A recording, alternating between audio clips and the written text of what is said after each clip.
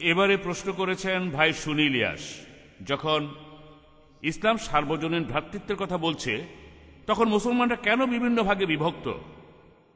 এবারের প্রশ্নটা হলো, যখন ইসলাম সর্বজনীন ভ্রাতৃত্বের কথা বলছে তখন মুসলমানরা কেন বিভিন্ন ভাগে বিভক্ত? এর উত্তর আছে পবিত্র কোরআনে।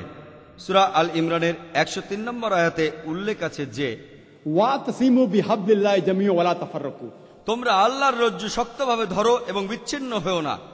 আল্লাহর রজ্জু কোনটি? পবিত্র কোরআন হলো আল্লাহ সুবহানাহু ওয়া তাআলার রজ্জু। বলা হয়েছে যে মুসলমানরা আল্লাহর রজ্জু শক্তভাবে ধরবে, পবিত্র কোরআন আর সহিহ হাদিস। আর এখানে বিচ্ছিন্ন হওয়া চলবে না।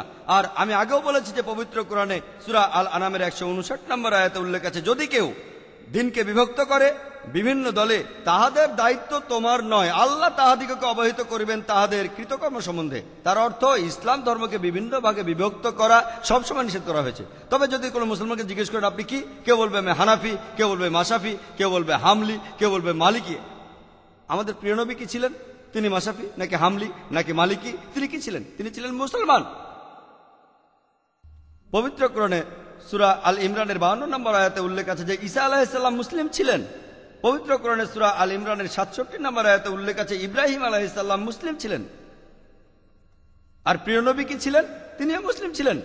পবিত্র কোরআনের সূরা ফুসিলাতে 33 নম্বর আয়াতে উল্লেখ আছে যে ওয়ামান হাসানু ক্বালা মিম্মান দা ইলাল্লাহি ওয়া আমিল সালিহান ক্বালা ইন্নানি মিনাল মুসলিমিন, সেই ব্যক্তি অপেক্ষা কথায় কে উত্তম যে আল্লাহর প্রতি মানুষকে আহ্বান করে, সৎকর্ম করে এবং বলে আমি তো আল্লাহর অনুগতদের অন্তর্ভুক্ত, যারা বলে আমি মুসলিম।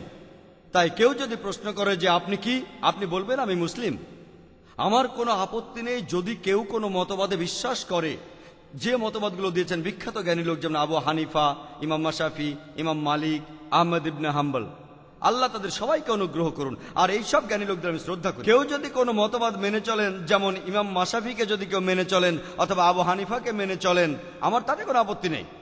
কিন্তু কেউ যদি প্রশ্ন করে যে আপনি কি, তখন আপনি বলবেন আমি মুসলিম। আরেকজন ভাই বললেন যে কোরআন বলছে মুসলিম 73টি ভাগে বিভক্ত হবে। তিনি আসলে মুহাম্মদ সাল্লাল্লাহু আলাইহি সাল্লামের হাদিসের কথা বলেছেন।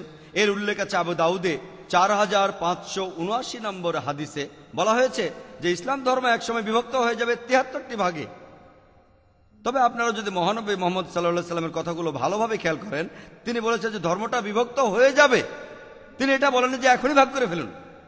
তিনি ভবিষ্যৎবাণী করেছেন, যদিও কোরআন বলছে বিভক্ত হও না, মুসলমানরা তবুও বিভক্ত হয়ে যাবে।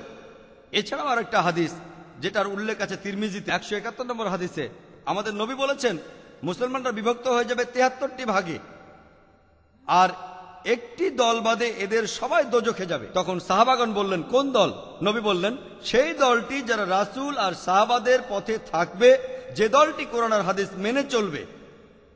তাই যে লোক কোরআন আর হাদিস মেনে চলে সে ঠিক আছে, ইসলাম বিভক্ত হওয়ায় বিশ্বাস করে না।